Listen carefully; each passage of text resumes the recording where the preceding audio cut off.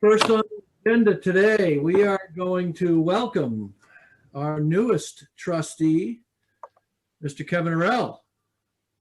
Auburn Thank you resident. all. Welcome. Thank you. Kevin, Welcome, Kevin. lived in Auburn his whole life. Kevin, you want to give us a little quick bio on you? Yeah, I lived in Auburn all my life. Have a couple of businesses here. Generation Salon up on Minot Avenue with my wife, and I own another building downtown for my warehouse for my online business, which is Kefco Sales. Live out here in the watershed on Mount Auburn Avenue. Graduated from Little High School, went to University of Southern Maine for business. I've known Steve Meltz for quite some time, Jason, Dan Bilodeau as well, and Sid. Oh, where'd you go? There you are, Sid. I don't know. Is it Mike? Mike, Bob, Andy? I think I've met you before. Yeah, you look familiar, so I think we have met at some point. Yeah. And Tanya, I'm not sure. I'll have to look a little closer. And Casey as well. You look really familiar as well. So, well, we're really glad to have you. Thank you, Kevin. We also should probably acknowledge and welcome back Mr. Kavanaugh. Thank you, Steve. Glad to have you back, Bob. It's good to be here. Okay, awesome. So, without further ado, we're going to move on to number 2, which is approve the minutes of our regular meeting. Approve the minutes from last month. Do I have a motion? I'll make the motion.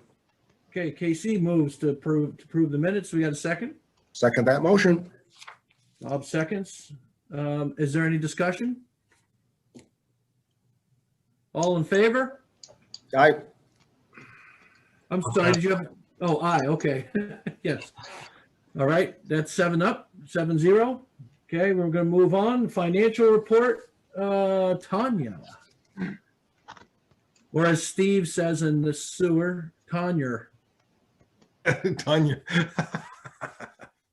All right, gallons sold is trending back downward due to the late fall rains we had in the winter season.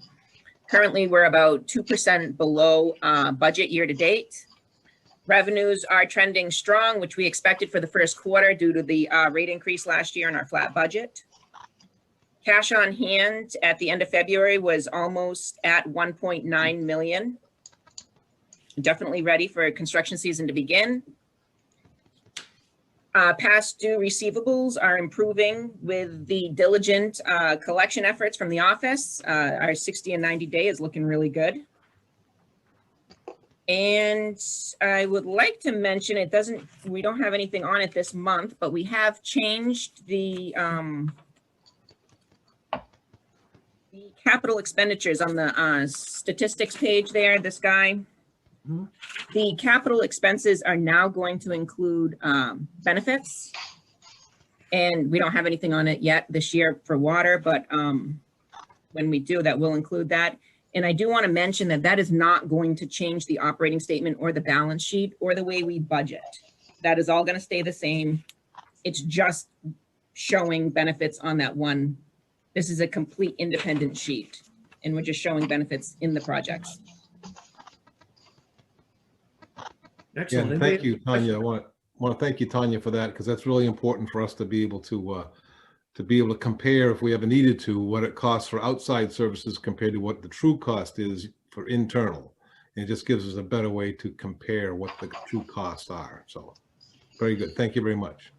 Sid, can I ask a question? Yes. When Sid decides whether to do something in-house or out of the, contract out, can I assume that he takes into account the cost of the benefits as part of the, should we do it in-house or not? Yes. Yeah, it is. Yeah. Okay. Excellent. All right. Any other questions or comments for Tanya? Tanya? Okay, no, all right, then we're gonna move on to ratify the payment of bills. Do I have a motion to ratify the payment of bills? I move that we ratify the payment of bills. In a second? I'll second it. Okay, Casey's second, Bob's motion, and that's comments on the bills. Anybody have any questions, comments? I had a few questions and Tanya answered them earlier. Okay, Dan? Just one, I had emailed Tanya and Andy a couple days ago. Is it possible in the financials to get a breakdown in this little column right here of our percentage of usage between Lewiston and Auburn? As far as right now, I think it's back up to 36%, 64% Lewiston. And then also on the sheet that has the Lewiston bills paid, maybe an extra column just so the trustees are aware, cost proportionate, what it's costing us every month under the current arrangement. So maybe a 50-50 and then a 64-36 comparison. That way we can look at it every month and see and keep our incentives up to try to get this cost apportionment straightened out. I'd like to address that, if you will. With bringing that up, I think it brings up kind of a larger discussion. We do get, it seems like there's more and more requests for tweaking the data that we give you, and that's fine. We can give you the data, but at the same time, I'm trying to do my best to manage the workload of what we have going on in terms of reporting the data. It doesn't seem like a lot, but every request that comes in is another effort to reformulate how we present that data to you. And, concerning the cost apportionment with Lewiston, last couple of months ago, we put in that extra sheet that shows all the split expenses with Lewiston. As you know, we're discussing it a little later, but we still have not heard back anything from the PUC regarding that the 10-person complaint. And I know we put a lot of things on hold until we kind of hear back, and that kind of gives us some direction. We'll discuss what to do moving forward from that, whether it's pursued or whether it's not. And I'm thinking, once that comes back, and we can decide at that point, are we going to really go headlong into this Lewiston Auburn discussion, or are we going to back off? That hasn't really been discussed yet, and it's going to unfold itself. So I just like it to be part of a bigger trustee discussion. Are we going to, do we want all these tweaks to this data that we're giving you to split it Lewiston Auburn? Because it is more work, and we can do it if that's what the full board wants to see. But I'd like all these requests for more data to come from the board, because it's really hard on an individual basis to give all this information out. Again, we can do it, but it's more work and it's more effort. It might not seem like it, but it is. The next couple months, why don't I provide the data that I'm looking for and give it to you guys a week before the trustee meeting so you can include it in the packet. I'll do the work, Sid. You know what? Forget, my mind, I think from a data perspective, forget a week. Just let's look a few meetings ahead and say, what are the key points we want to see compared? And then let's say by the next meeting, we're going to have 3 new points that we want to see. And then after that, we'll digest it, look at it, and decide what we're going to do, instead of, because 1 week before every meeting is putting them a little bit on a strain, I would think. I'm not trying to, diminish the fact that we need good data to talk about these things, but I do think that we should give a little bit of time and then process what we've gotten for changes, rather than 1 week before every meeting make a change. Does that make sense? Yeah. Yeah, I agree with that we need to get a real concrete.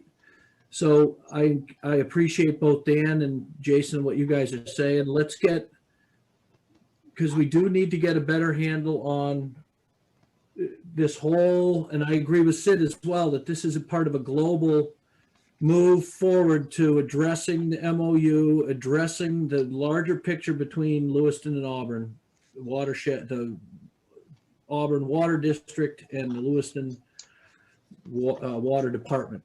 So let's continue that discussion. And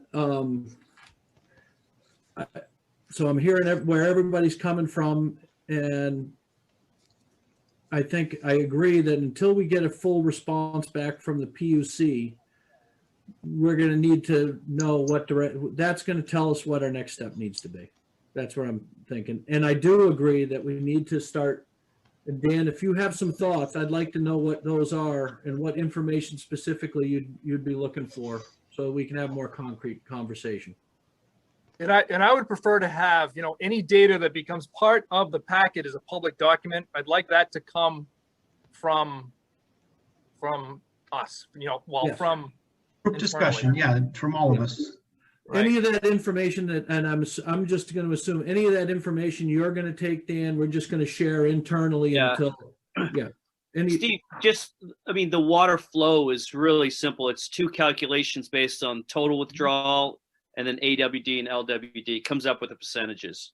Mhm. I've been doing it, and I've been advising the board every meeting what they are, but there's a huge block here, and it would only take an extra 2 minutes to do the calculations every month. So you want that total to calculate what the bill would be? Well, What the just difference well, in no, cost would be. just so we know what we're using. It's going to be somewhere between 34 and 36%. Oh, just the usage, not Yeah, that's- calculating all the bills and what the difference would be. No, I mean that's something I had asked Tanya on the other sheet to do, but I could easily come up with that Yeah. and let the board know that this month we're down 16 grand because we don't have cost apportionment. Okay. Again, I'd like to be in control of that number. Well, I've asked. That's what I'm asking, Sid, for you to Yep. come up with Well, that number. if that's what the board wants to see put forward, then that's the key. Well, Okay. I had one suggestion, and I had talked to Sid and Tanya about starting this process, and I don't think it's something we can do right away. I wanted to move slowly so that as we build new reports, we make tweaks and changes, and hopefully it's automatic, like once it's already put in place without having to reinvent it every month. So I hope we're not having to spend hours and hours reproducing a report, the same report. I'm hoping it's kind of automatic, but what I'd like to do is see this list where it separates the 50-50 from the apportioned already. So if it separated those and we could make our own deductions, if we had those separated and then a subtotal of each, we can look at that and quickly see. We don't need to have a formalized report done. We can see that, but as long as it's separated. So if you see this total report shows that it's $18,000, and we'll say 8,000 of it is 50-50 and the other 10 is apportioned, we can see what the potential savings could be with a quick calculation. We don't need to have it done formally. So just taking this report maybe and having it, again, sorted by either 50-50 or Let's do this then. Andy, you're the treasurer. Well, we'll determine the officers after today. So let's have the treasurer coordinate with the board, with the other board members, and coordinate with Tanya so that we're not duplicating, replicating, overworking Tanya with stuff. Is that good? Dan's got his thumbs up. Jason, everybody else is good with that? Great. We want to make it a slow progression. thanks. If it's going to be too much, then we're not going to try to reinvent things, but I'm hoping our own system, in-house system with the help of Excel or other programs, can put together something that once it's in place, it's not going to be hours of preparation every month. I agree. All right, good. So I think I got consensus on that. So let's have a vote on ratifying payment of bills, unless there's any other comments. Yeah, Steve, I just want to clarify. So we just clarified two separate issues. So we're gonna each month have a line item that shows usage. Period. That's what was said, I believe. And then after that, we're going to talk about what to do with other additional data. No, what Is that not I'd correct? like you guys to do is get with the treasurer after today on the items that you would like included on the monthly report.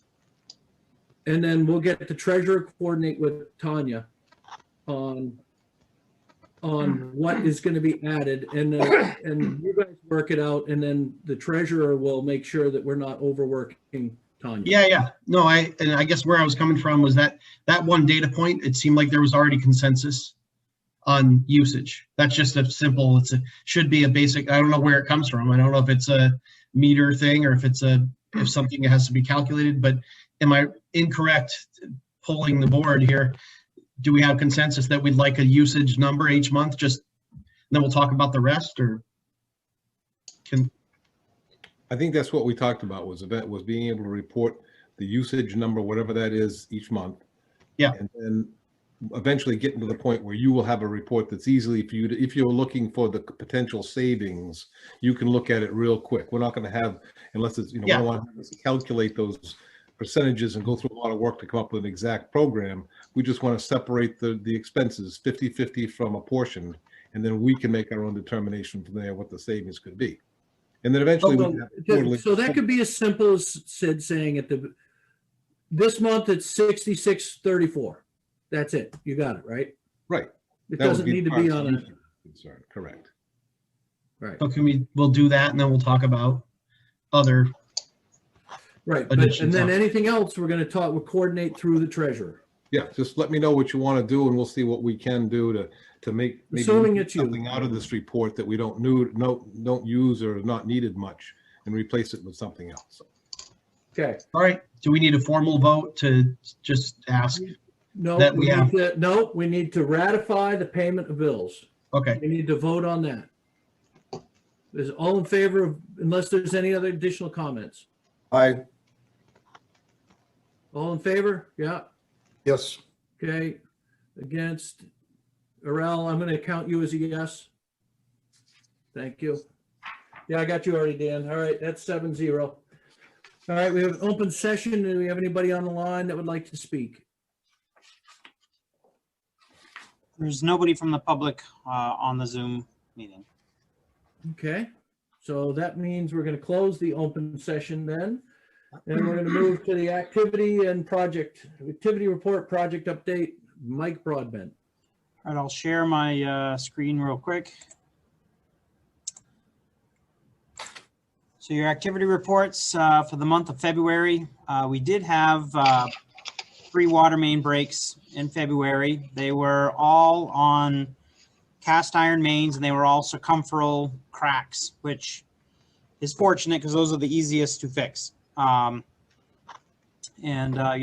iron, I know we've told you before, is very strong, but it's also very brittle, and that's also the pipe we're targeting highest to replace. So we did have 3 leaks in February. Gates, with the lack of snowstorms, our gates have fared pretty well this winter.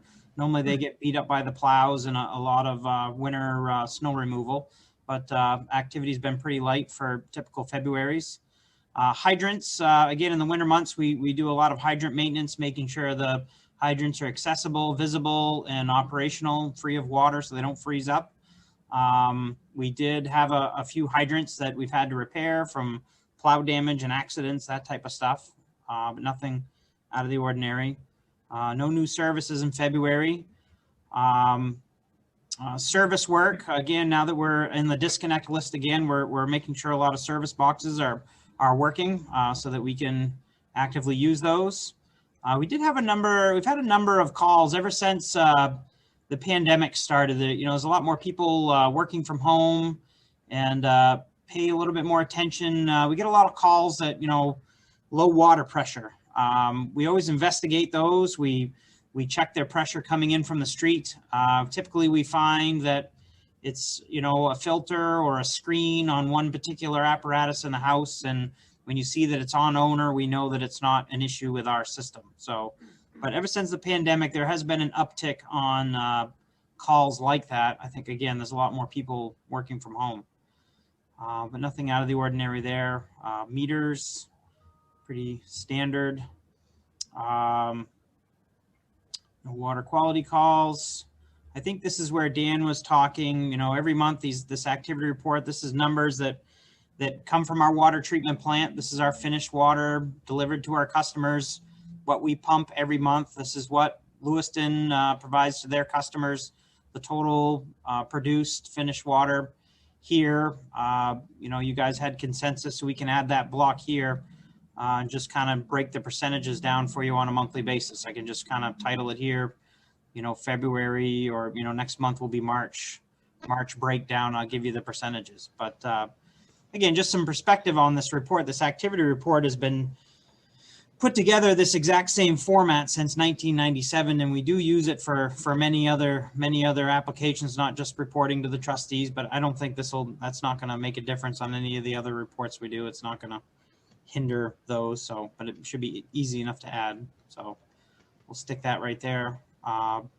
Weather, we didn't get a lot of snow. Dig safes trended down a little bit, but I think there's going to be an awful lot of construction work coming, so you'll see an uptick in those. We did get all of our safety training done. Every year we have to have mandatory training for the Department of Labor to do the work that we do. We were able to get that all done.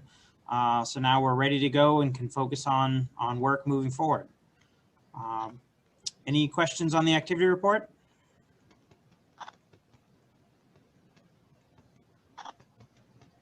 All right, I'm going to jump into project update. So we have been actively working on planning our projects. One of the first projects that's going to be going out to bid here by the end of this month will be the 3rd Street water main replacement. We're going to be going from Mill Street all the way to the end past Mary Carroll. The city of Auburn is also planning to reconstruct 3rd Street.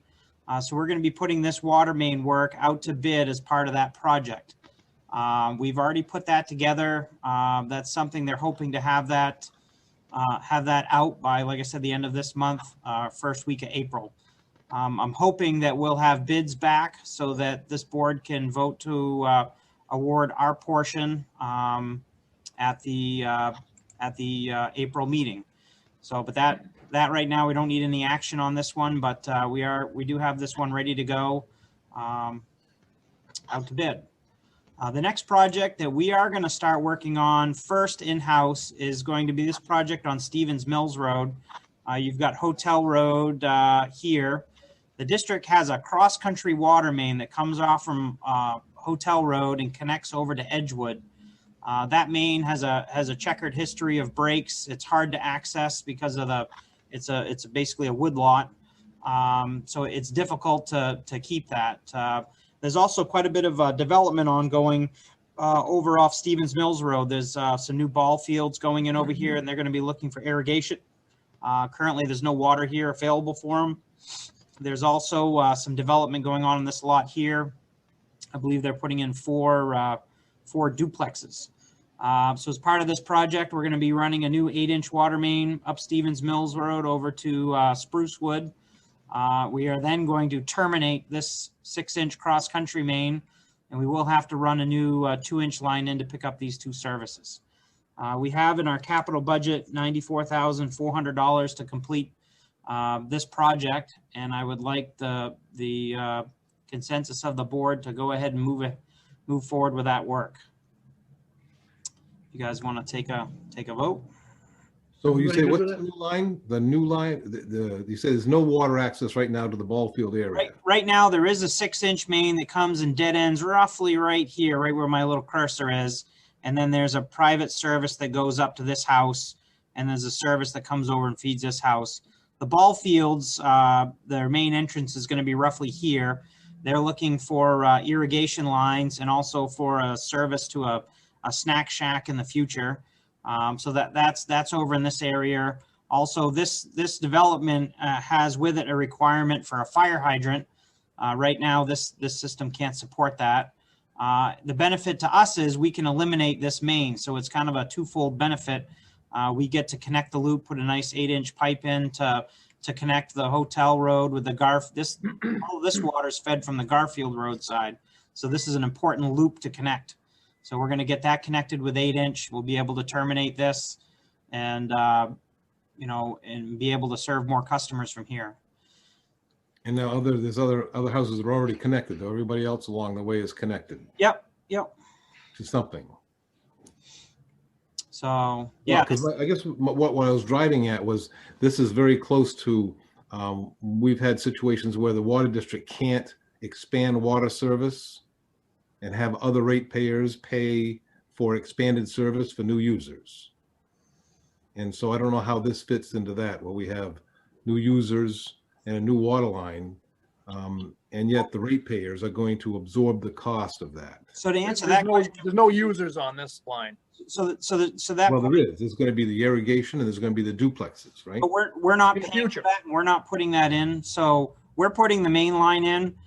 When the ball fields decide to develop and to put their irrigation line in, they're required to pay the tap, the extension from the main into their lot. We're not doing that for them, and the rest of the ratepayers aren't paying for that.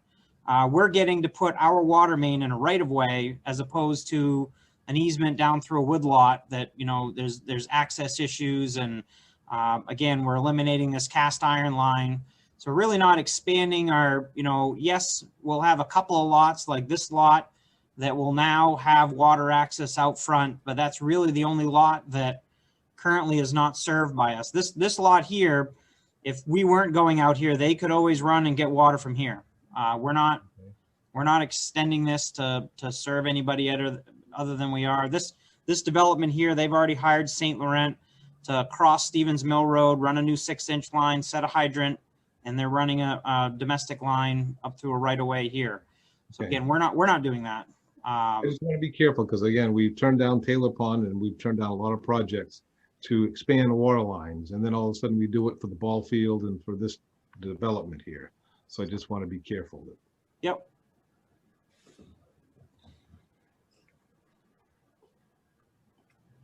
So I'll move to approve the Stephen Mills water main replacement as presented and budgeted. I'll second that. All in favor? Yeah. I'd like, so we can talk now, right? Yeah. Right.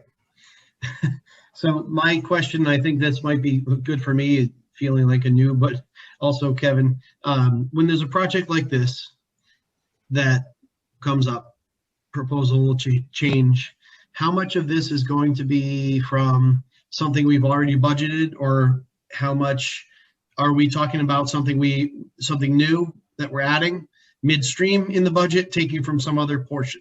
Well, what we do is, as you know, when we approve the budget every year, we approve expenses. That's our bonds, our equipment, and our administration and everything else that goes into it. The capital improvement part of the budget is presented every year, but it's not approved as part of the budget. That's why we come to you with every individual project for approval. We operate basically on a cash on hand basis. So we trend that cash on hand and we see what we've got, and we bring forward the capital projects based upon what we think we can afford based upon how revenue is tracking. So that's why if you look at your yearly budget, you'll see Stevens Mill Road on the capital improvement project list. So there was the heads up that it's going to be coming in the coming year for approval, but we approve those on an individual basis throughout the year. You'll see Third Street's on that list as well. As Mike just mentioned, that's going to be coming up next month for potential approval. And sometimes throughout the year, you might see other projects that get substituted based upon what's going on. The city might not end up doing a road that we were going to replace the water main in, or vice versa. We might get a section that all of a sudden it's an emergency. We need to do something there, and that without approving the capital improvement program right up front and doing it throughout the year based upon individual projects gives us that flexibility. Okay. I don't know if that helps. That does help. Thank you, Okay. Steve. Yes, thank you. So is everybody in favor? Let's, can we vote on this now? Everybody have, that's all the comments, questions? All right, all in favor? Okay, all opposed? All right, that's unanimous. All right. There's All set, Mike, thank you. There's one other thing under project updates. I think you all know that a few years ago, we had a hydraulic modeling done of our water system. That was done by Wright Pierce Engineers. That's something that was, we had a grant to do, and we accomplished that. So our entire water distribution system is modeled. So if there is a future development that takes place or a potential development that takes place, we can run that model and figure out what that's going to do to our distribution system. One thing that we're looking at now, there seems to be quite a few projects that that come in that we need to have that model run. That's housed at Wright and Pierce Engineers. They have several utilities systems model that they house and they take care of. And it's on a contract basis that they will run these analyses to see how future developments will affect your water system. Most other towns that have this system, when they run the model based upon some future need, they charge the potential developer for running that model. So I was planning on bringing back to you next month a draft policy for making that happen, so that, as you mentioned, Andy, we don't want to be charging the rest of the utility for someone who wants to be expanding into our water system. So this would kind of fall in line with that. You know, we could charge developers for running our hydraulic model, and that would let us know whether or not we could serve them, or whether or not the system would need upgrades in order to service them. So, What is something like that run roughly? Is that a 500, 5,000, 10,000? I think what we would do is get an hourly rate from Wright Pearson, depending upon how big a analysis they had to do. We could tier the system for charging. I think it costs roughly $1,000 ballpark to kind of do an analysis of the hydraulic system. But awesome. I could formulate that and bring it back for discussion idea. next month. Yep, great idea. All right, awesome. That's good. So now we are on to election, new business. First thing is election of officers. Yep. So, if you'll notice, I did put in your packet, I think you kind of know who the officers are, but I did list them out anyway. We've got currently the officers: President Steve Milks, Treasurer Andy Titus, Superintendent myself, Clerk Tanya Dunn, and the auditor is HRH Smith. In terms of the auditor, this is something I brought up to the sewer trustees last night as well. We've had HRH Smith for the last, well, this is the 4th year that we've had them.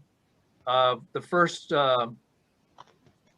and moving forward, they've been under contract, but moving forward, they are looking to increase their auditor price by 5%, and holding that steady for the next 3 years.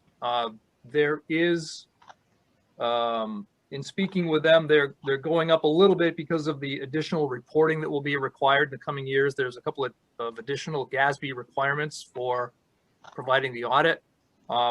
This outfit, HRH Smith, also provides audits for the wastewater treatment plant. We went out to bid with them originally for this service, and the treatment plant did approve them moving forward as well for continuing the audit. We've been very happy with them. So, how much money are you talking here? I mean, what do you pay right now for an audit with HRH? what is that? Do you remember what that is, Tanya? Is it 4,800? 850. 4,850 a year? Yep. Yeah. So it's minimal. I mean, you're talking, it's 5%. It's not. Right. I just wanted to set that background. So, Steve, I'll give this back to you. okay, thanks, Sid. All right, so to do the officers. Yep, go ahead, Dan. Yeah, I move to elect the current slate of officers: Steve Milks, Andy Titus, Sid Hamilton, Tanya Dunn, H.R.H. Smith, for the next 12 months or year, however it needs to be worded. Okay. We need a second for that. Want me? I'll second it. Okay. Second by Kevin. Do we have any other nominations for any of the positions? No nomination. I'd ask relating to that auditor, are there other auditors that are on the table, obvious candidates that may be better, if not more expensive or cheaper, if that's the right thing to do? Do you have, you didn't comment on that, Sid, you just mentioned that this one was raising their rates. Are there others? The last time we bid that, do you remember, Tanya? I think, was there one or two other bidders, but they were quite a bit more. But again, it was 3 years ago that the last time that we competitively bid this out. And we did it in conjunction with the treatment plant. But And why was this one chosen? Because they were cheaper, or because they just had the all around qualifications? they had very good references. They had done, remember, was it the city of Lewiston, Tanya, that they did the audit for? I'm trying to think back now. Can't remember. They did have a good portfolio. Yeah. Yeah. They've been in the paper a ton lately for Livermore Falls or Livermore. And you'd still recommend them? I guess that's all that matters right now. Right. Okay. All right, thanks. Any other nominations? Any other comments on the nominations that have been out? All right. I guess we're going to take a vote. All in favor of the nominations as they were put? All in favor? Opposed? All right. That's a unanimous. Awesome. Thank you all. I appreciate it.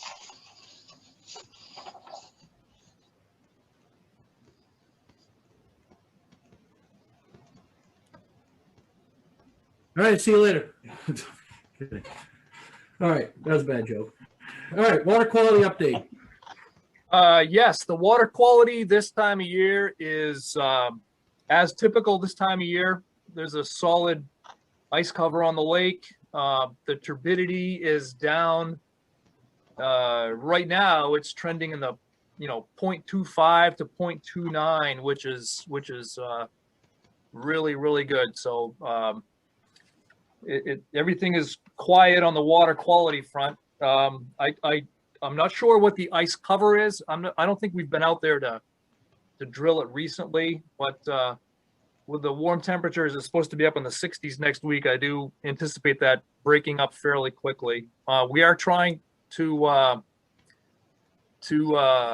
control the outlet of the lake to let out less than normal. We're trying to keep that ice pack as long as we can, because ice on the lake is a good thing for water quality.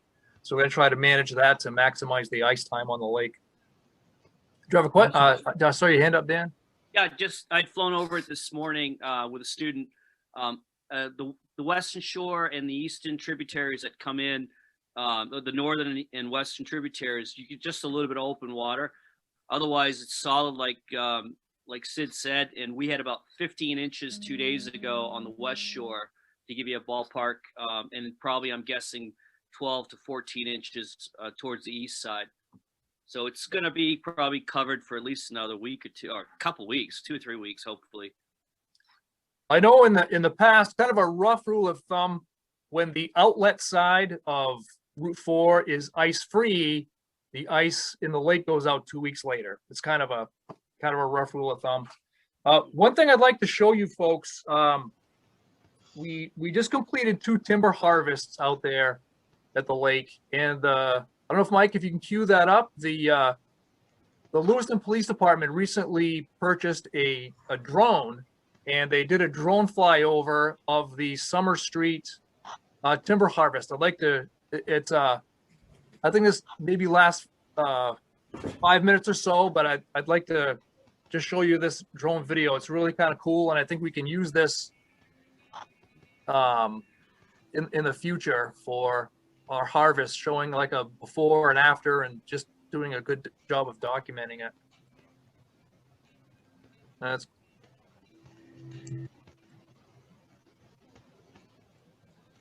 Not sure what the audio is like. yeah. There was some music. I might not even go through the whole thing. It's kind of That's cool. That You is don't need to really, see the whole that's thing, really I think. neat. Gives you a But, great uh, perspective. Can you share that with us? I don't know Is what that you're- on YouTube or something like that, where you could send out a link, or? Yeah, I think the plan is to have that on the Watershed Protection Commission's YouTube page, so that you'll see that real soon. I think Erica and Kevin and Sid were just reviewing it. I think before the end of this week, that'll be on their page for the public to access and view. Can you, when you guys get notice that it's on there, can you send it out in an email to the trustees? Yeah, That it's on there? That's cool. yeah. This is I don't know what you're seeing. This is real choppy on my end of it. It's choppy, but that's Yeah. cool. It's still, it's a unique view. I think it's pretty neat. Yeah, it's really good. Again, this is hot off the press. No one else has even seen this yet. What do we do with the timber? That gets it either gets chipped up for biomass. Some of it is sold for saw logs, so that's up to the harvester, and then the commission gets a percentage of the revenue that's generated from it. Okay. Now, We do that, and that's a water quality thing that we do that for? It's Right, the forestry management, yes, right. We have all of our forests are actively managed. We have a forestry management plan that we update every 10 years. Next year, it's going to be time to update that again. It was done back in 2013, the last one. So, Awesome.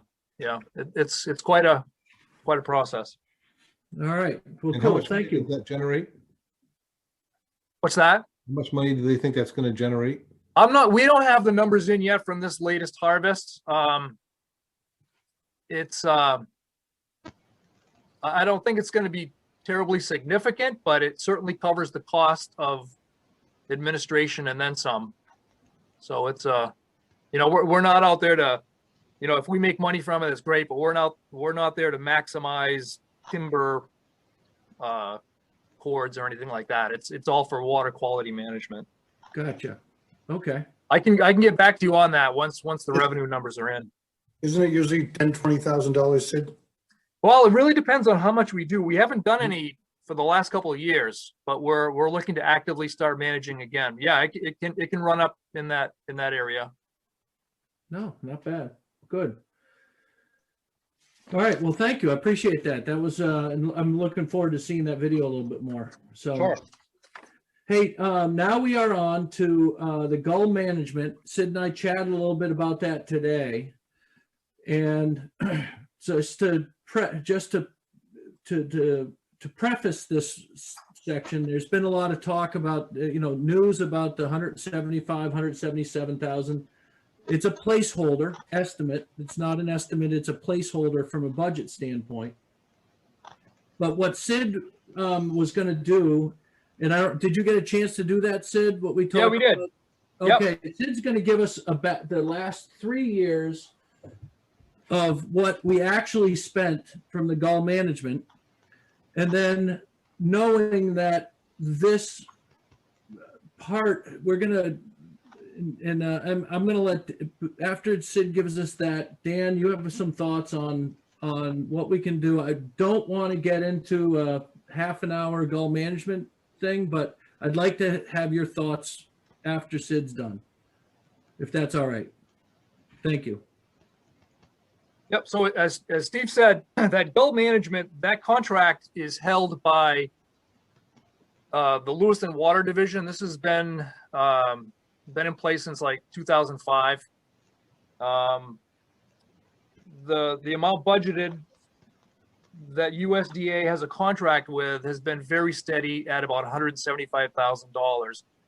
But as Steve mentioned, that's there as almost as a contingency. What actually happens is they bill the Lewiston Water Division based upon the actual time and effort spent to harass the gulls and do other wildlife management. And then that total bill is split, and we are billed for half of the actual expenses. Last year, just about this time, I wrote a memo to the trust. It seems like I do this every year. It's kind of a constant update thing. The way we budget that, we take a 3-year rolling average of the gull expenses. We never know exactly how much it's going to be, but I think this year we've budgeted. I should have it in front of me. Remember, Tanya, is it $63,000? I think we have budgeted this year. It was a 65. I can't quite remember. Anyway, we track that every year. The billing that we get is a little sporadic because the USDA bills Lewiston, and then Lewiston bills us, so there's a delay in the billing. And I don't think we've really got the final bill from 2020. There's usually a lag in the billing. 63. But just 63 going back, is the number. what's that? 63 is the number. Okay, all right. So 2015, it was about $64,000 that we spent. Now these are numbers that we were billed. 2015 was 64,000. 2016 was a little over 89,000. 2017, 70,000. 2018, 63,000. 2019, almost 73,000. And then 2020, the bill is down, but we have not been billed for the entirety of 2020 yet. So I don't have the entirety of the 2020, but I think it's going to be down a little bit. If you just look at if you've looked at the report that the USDA sent, it was a fairly low expense year but in the fall there was a uptick in the gull activity, which did require them to be out there a little bit more than some of the previous years. You wrote all those down, Bob? And I see you writing them all down. I wrote them backwards the way we provided, yeah. Can you give us a quick average? I don't have a calculator. I can't. Okay. Sorry. I thought fall was a huge spike. That was what I was hearing was. It was. Yeah, it was a massive spike we had never seen. Is that incorrect? Well, there was a pretty dramatic uptick. They were migrating up and down the river last fall, and they were. I think I have in my summary report. There was a agricultural field not too far from the lake where they counted over 2,000 seagulls. They weren't all roosting on the lake, luckily, but there was a lot of activity. Sid, I always wonder, how do you count 2,000 gulls? And not say it wasn't me. 1,500 or 1,700. I don't know if they take a big block of them and there's multi. I don't know, Bob. I know that's not a question you can answer, but I had to voice it because I thought it earlier when I read the agenda. Yeah. Hire a bunch of kids to do it. I don't know if anyone's had a chance to read through this report, but it's a every year they do a great job of putting together reports, comprehensive report. Yeah, I know a lot of 2020 in there, Sid. Really, they updated. I read the whole thing. All right. Well, I'm going to thank you for that, Sid. I appreciate it. I'm going to give the floor to Dan just to let him give his thoughts on this. So, pretty much in a nutshell, I'm hoping we can get maybe an hour or two of gym process time to determine the shortfall in the USDA contract with the Lewiston Water Division, because it says right in the contract that all the assets that are left over, when they purchase the boats through the contract, they purchase the equipment, it all goes back to Lewiston Water Division. So last year we talked about why can't Auburn Water District and Lewiston Water Division both be a party to that contract? And they came back, USDA, and said, well, we can only do a contract with one person. And I don't know why.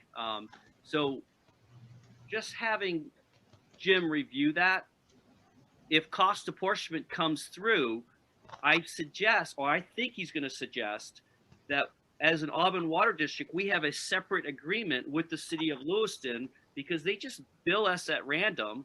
It's never gone out to bid since 2005. There's a real good chance USDA is in a conflict of interest because they won't approve somebody to go out in a moving vessel to shoot wildlife. It's just something you can't do in Maine. That's why they're game wardens. But just a couple hours of attorney time to see what's the best position for our ratepayers, Auburn Water District, in something that could go out to bid, that we could be a party to, that we could own half the boat that they purchased all these years, that we don't own at all.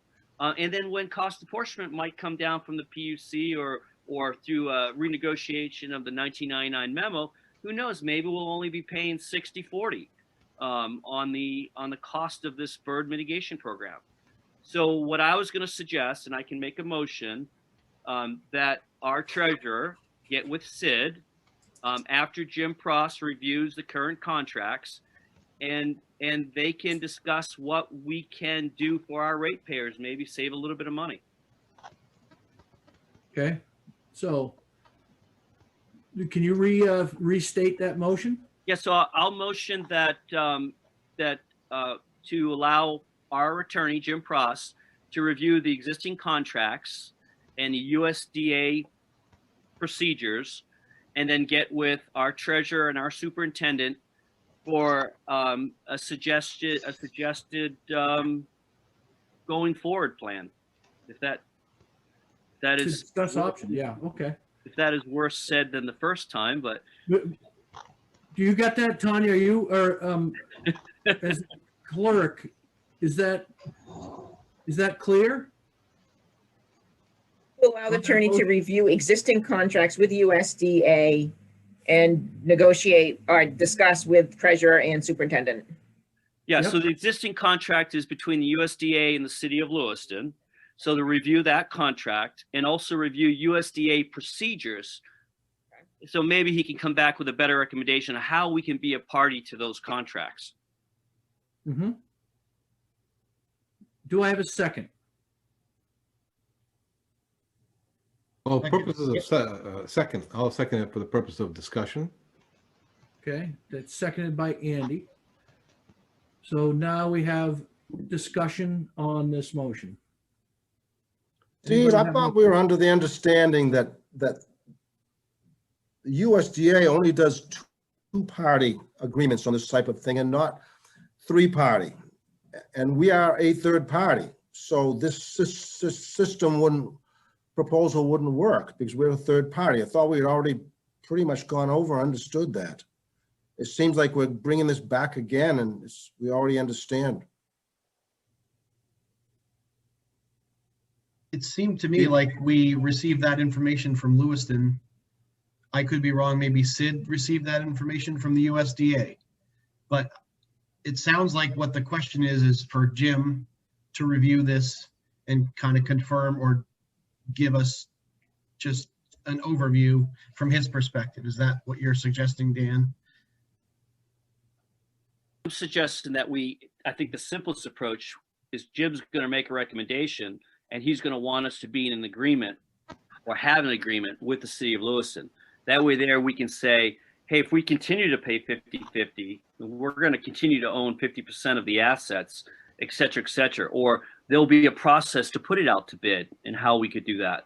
These are all things in a working agreement with the city of Lewiston. Right now, they just send us a bill and we keep proving it in the budget. We keep talking about, maybe trying to do something different, but we have absolutely no control because it's just Lewiston's contract with the USDA. It's our lake in our city. So why does Lewiston have why didn't Auburn have the contract with? What happened was when this started, many years ago, the city of Lewiston hired the USDA because they had a reservoir, the Weber Avenue Reservoir, had a polyethylene liner over it. Mhm. And when it rained, the water would pond on top of the reservoir, and seagulls would come in and roost on top of the reservoir. Oh, my word. So they hired the USDA to harass them off their reservoirs. So they already had an existing contract with the USDA. So it was an extension of that original program that they started harassing the gulls on Lake Auburn. So Okay, that's so, what that so pretty much they, when you guys discussed it with them, they said, hey, we already have experience with this, we'll take care of it, and and it went from Yep, and it was under the premise of several of the agreements that are in place that discuss the protection of the lake being shared equally. So that's what that falls under the umbrella of. You're gonna probably know more about the agreements in about 6 months, Kevin, than you're gonna wish you ever did. Right. So in essence, what, as I understand, what we want to do is have Jim evaluate legally what our options are with regards to this contract, and strategically, once we know that, consider whether or not we want to take additional action to what we can legally do, either establishing a contract or putting it out to bid to somebody else, or another type of solution. Is my summary, I would say. And so that's my summary of what this motion means. Yeah. Now, my concern is what it's going to cost. I don't think it's a couple hours, really, to have Jim review everything and come up with a recommendation. Because, I mean, obviously, we agreed to pay half the cost based on the 1999 memorandum of understanding. So we have a choice: either we go along with their contract, or we bail out of their contract and get our own with USDA. But then we got to bill somebody for part of that, because we're going to be, the whole lake will be our responsibility then. So if Lewiston is not interested in partnering with us that way, then we'd be wasting money finding out that we could do it, that we could get our own contract with the USDA, which I think we could. If we went to the USDA and said, listen, we want to do this, so we're going to pay for it. But then we got to get Lewiston to agree to a new agreement and pay a share, the 50% share or whatever. And that's kind of assuming that we're going to even get a better deal. Well, I'm sure it's not going to be any different now. Are there other companies out there besides USDA that actually do this service? Well, we certainly could shop that for sure. But if there's nobody else, if they're the only game in town, I don't know what we're going to gain having Jim review. I mean, I can tell you right now, my feeling is they got the contract. We agreed to pay half of it if we want to take it all over. As long as Lewiston agrees to switch, then we can do it. But if Lewiston does not think they want to change the agreement, I don't know what we can do without Jim's, and I don't know what Jim can tell us beyond that. My comment as superintendent, this kind of goes back to the previous discussion we had. This board has not reached consensus on what to do about the whole cost sharing agreement yet, and everything we talked about has been put on hold until we hear back something from the PUC regarding the 10-person complaint. If they come back, that might trigger all kinds of discussions, or it might all be, I don't know what's going to happen at that point. But this, as a board, that's never been discussed or vetted yet. I think you're putting the cart before the horse right now to talk about picking apart contracts unless we know what we're going to do moving ahead strategically. Are we going to look at all of them or look at none of them? I don't think we're going to know that until we have some general direction. Yeah, I think once the, like you said, Sid, I think picking apart every single little contract right now might be a lot of work instead of waiting to see what the PUC says, and then everything's on the table after that. Right. Or not. We don't know yet. Or not. Right. I mean, we put on hold looking at the updating the bylaws. We were ready to do that, and then then the 10-person complaint hit and we put that on hold. Because that could change the bylaws, it could change a lot of things, depending guess on it's- what the trustees want to do.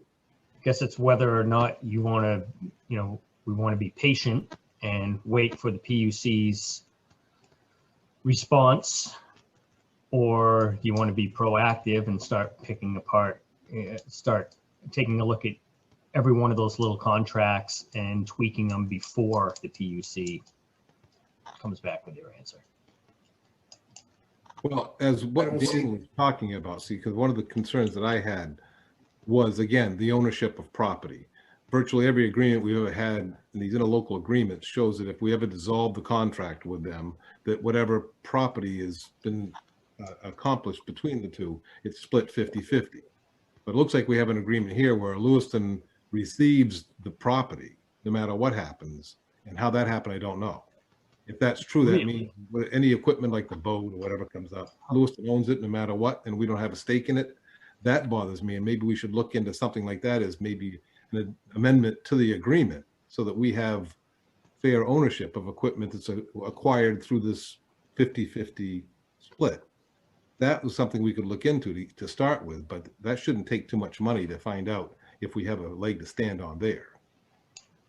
Casey? There isn't a whole lot of property besides the boat, and I don't see why we would be hiring a lawyer to look at contracts on a piecemeal basis. Yeah. I'm going to make a motion to table this to a time specific, meaning next month, to address this pending the PUC determination. So I just want to clarify what just happened, because we had a motion in a second. Yep. And then Steve's now saying he's making a motion. So I just want to, is he amendment to, or is he proposing table? Just what's? He's proposed a table. If it's seconded, then we can no more further discussion. If we have to vote whether to table it. If we do, then it gets tabled with no further discussion. If we don't vote to table it, then we can move on with the original motion. I can second his motion. I don't mind waiting another month. Right? Okay, So that this makes is sense, a but I motion think you to mean- make it a table to a date certain, which is next month's meeting. That's right. Now we have to vote on it without any discussion. All in favor of tabling it to a date certain next month? Aye. Okay. It's tabled to a date certain next month. Thank you. Thank you. All right. The bonding for capital improvements, possible future workshop item. That's going to be a standing agenda item that we're going to have a workshop in one of the next few months. Once we get this 10-person complaint done by the PUC ruling, and we're going to address and have a workshop on the two parts of the addressing Jim on over a global contract discussion, and then discussing the pros and cons of using a bonding mechanism to do our capital improvements, specifically if there's a way to improve and speed up the amount of pipe that we're replacing. So at this point, I'm not ready to put, unless somebody wants to have a workshop on that this month, I'd like to just move that to the next month as well, unless anybody objects to that. Okay. So we'll put that on the agenda for next month, please, Sid. Yep, will do. Awesome. All right. Then we've got an executive session that we need a motion in accordance with executive session in accordance with MRSA 405-6C to discuss Auburn Water District owned property. Do I have a motion to go to executive session? I make that motion? Second that motion. Okay, Andy and Bob seconded. So all in favor? Also, Okay. I'd like to make the comment that we are on Zoom, but everybody has to be reminded that nobody can be in the room or within earshot of this Zoom meeting. It's easy when we're behind closed doors to do an executive session, but just remind everybody that where we are now, just make sure that nobody is listening to this or can listen to this conversation. Yeah, hold on. My wife just walked in. I'll get her out. Oh, I can't believe I'm kicking her out of the kitchen.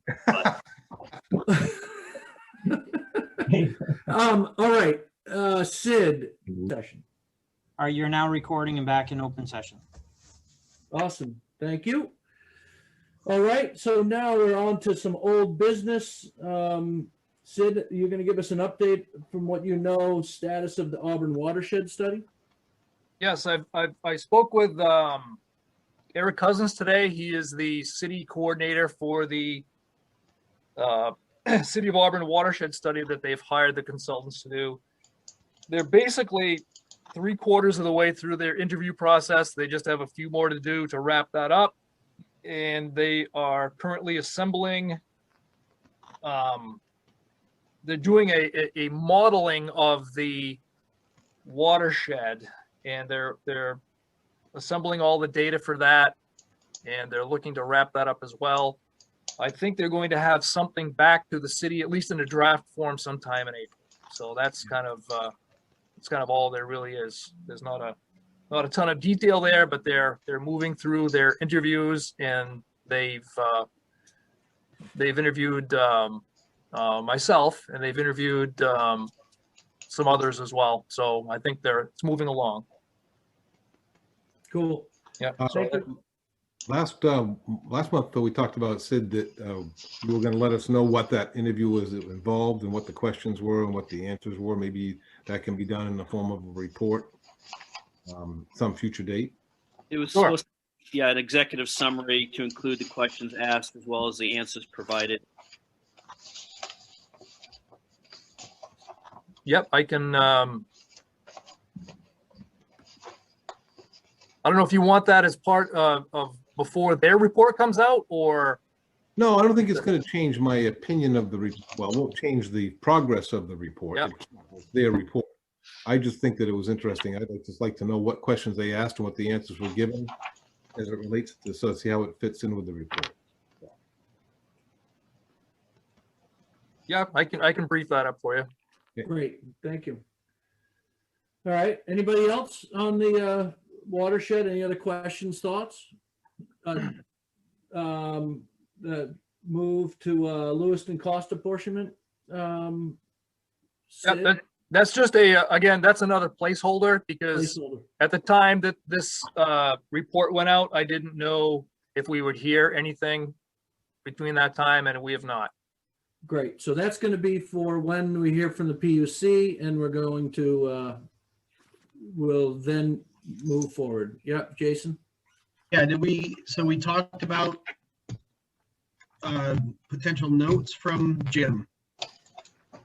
That may have been, I thought we were going to get some notes from our briefing with Jim. That may have been to be determined, but I just wanted to make sure that was still on the radar.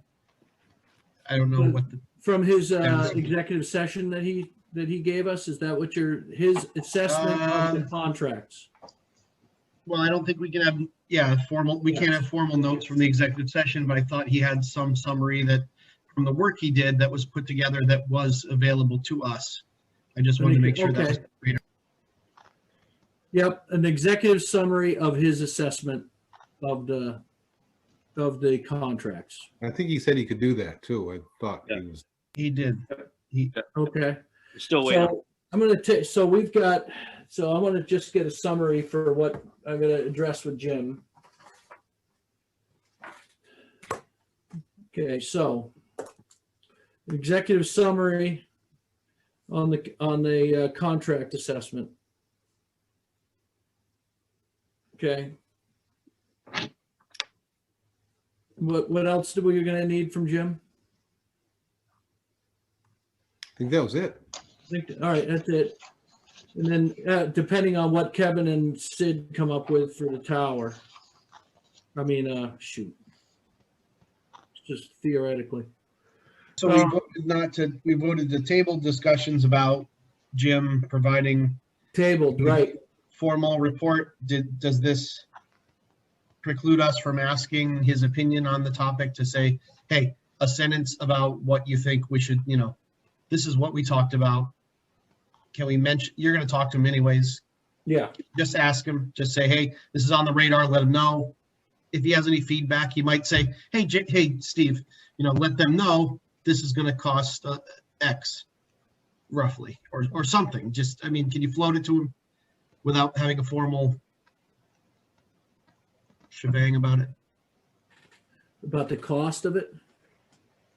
Yeah, scope, cost, whatever, just, You're talking about the goal management contract. wouldn't it? yeah, that general discussion that we had on our agenda that we tabled. Oh, yeah, okay. Can we mention it? I know we tabled it, I'm fine with that, but you're already going to be talking to him. Can you mention, hey, this is what we talked about, it's on the radar? Okay. Maybe leave it at that. All right. Yep. So that moves us on, Sid? Yep. Just briefly, COVID-19 update. I'm not going to have any words of wisdom here. I think the rug kind of got pulled out from under us. I was trying to move our industry up the ladder and the priority list, and then it came out that all the vaccines were going to be given based upon age. So that kind of was a game changer. So we're in the boat with everyone else, waiting until we get older and then can get the shots. It sounds like if you're 50 and older, April 1, you're eligible, and then everybody is going to be eligible May 1st. So one thing we will work to do is at least internally try to facilitate and let people know that that they are eligible, and maybe even offering some assistance if we can. I don't know. Currently, our office still is closed, and we are adhering to all the protocol that we have been. And until the pandemic is considered to be over, we're not planning to open the office to the public again, but we would like to as soon as we can, obviously. Which kind of brings me to one point. Last night, the sewer trustees, there was consensus to try to meet next month in person if possible. And we were going to check into the Pettingill Park location. I don't know if the board here would like to do that as well, if it's available, or would you prefer to continue meeting via Zoom? It doesn't matter to me, but if people wanted to, I could see the availability and we could meet there, and kind of like we did several months ago. There's room to spread out, and I would expect people to still adhere to all the protocols.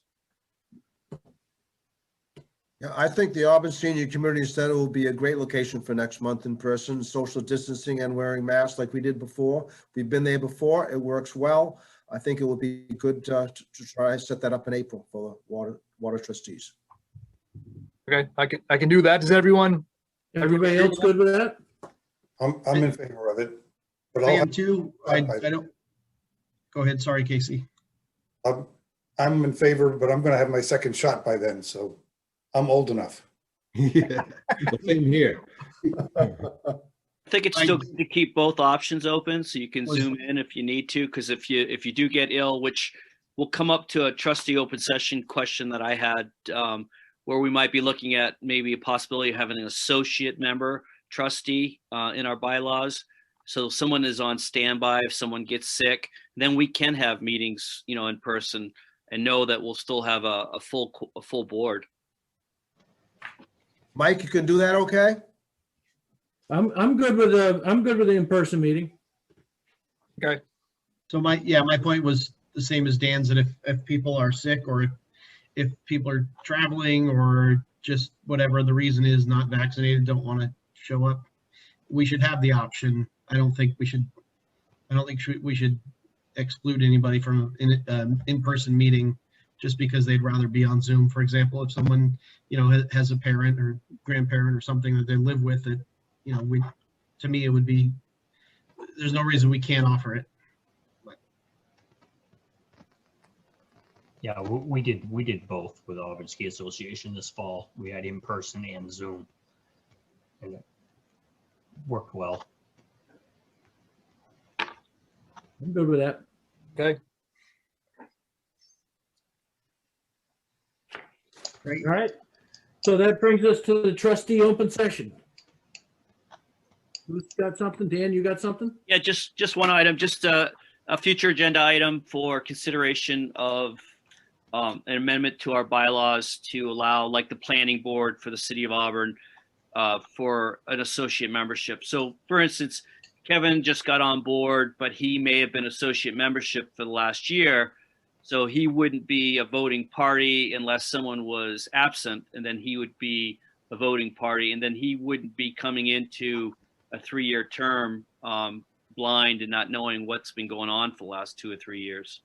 So it's kind of like it's a way to bring trustees into the loop before they become trustees. Okay, so you'd Anybody like else? that agenda Anybody item? else interested in that future agenda item? So Well, I think, you want to talk about like the planning board has an alternate member. alternate member, So yeah. I think maybe we could have a quick discussion on it, but it really ultimately would be the city council and the mayor's decision, where they handle, they're the ones that make the decisions on who's on these boards. So it's something I think the city council would actually have to vote to do. If we chose to want to look into it and then ask for it, I think we could do that. And then, but I think when it comes to actually choosing members of this board, it is really city council's purview. Yeah, oh no, that would still be the same. They would choose the members, but as trustees, we can amend our bylaws for the procedure of who's here. And then they would obviously choose the alternate member. It wouldn't be us. Yeah. Yeah, I got no problem with that. I think what we first has to do is maybe have a discussion on it as an agenda item. Yeah, And then future agenda item. that'll be something that have to go to Jim Pross real quick to find out, first of all, would it have to go to city council? We can And call if it we alternate can- trustee. Yeah, see if we can actually do it. And if we can, I mean, I don't really have a problem with that myself. I mean, sounds like a pretty good idea. But I do believe it'd have to go through the whole process, including city council's approval. I've got on my list for Jim. So we have somebody attend all of these meetings and not be able to vote? It's like what they do at the planning board. If The you could alternate find wouldn't somebody that have- wanted to do that, Yeah, It sounds like torture. I mean, if somebody's interested, they can always attend anyway, correct? Mhm. Yeah, and if you add in the Zoom component now that we have the option, if we're leaving the option, I don't think it's, and they're recorded. So it's not like, I don't know. I don't see a So problem we're with it. going to discuss this on an agenda item. We'll have an agenda item in the future, and then we'll discuss it then. Not to cut everybody off, but let's not have the discussion now. Good. Anybody else open session? All right. That brings us to the number 10, which is adjourn. The motion to adjourn. Hey, everybody in favor? Everybody not want to adjourn? I'll second that motion. Okay. All in favor? Good. We are adjourned. Thank All you. right, cool. 5:30. Thank you, guys.